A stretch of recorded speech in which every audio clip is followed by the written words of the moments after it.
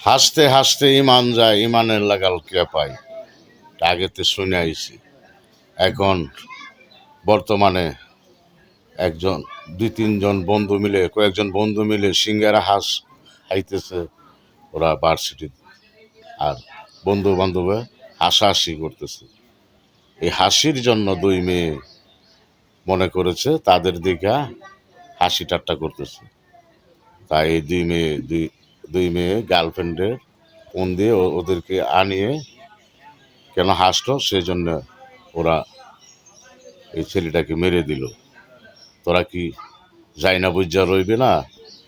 একজন বলল যে এই ঘরে শয়তান আছে, এই ঘরটা জ্বালাইয়া দিবি, শয়তান আছে নাকি সেটা দেখে নিবে না?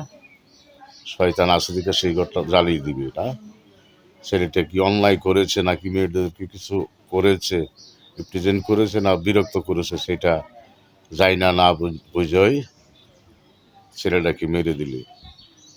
তোরা তো তামাম পৃথিবীর মানুষ মিলে একজন মানুষ সৃষ্টি করতে পারবে? যে যেমনি পারো মানুষকে মেরে দিচ্ছ, না বুঝা। ভালো মতে যাই না বুঝা যেটা করো, ভালো মতে যাই না বুঝা করবা। এখন তো ছেলেটাকে মেরে দিলা, তোমরাও ফাইসা গেলা, তোমাদেরকেও তো ফাঁসি হবে, যারা মেরেছ তোমাদের ফাঁসি হবে।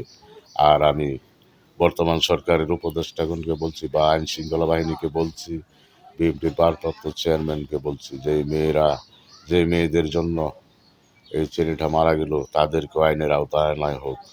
আর সুস্থ বিচার, আইনগতভাবে তাদের যে বিচার হয় সেই বিচার যেন কার্যকর হয়। তা না হলে দেশে ছেলে মেয়ে কেউই শান্তি পাবে না।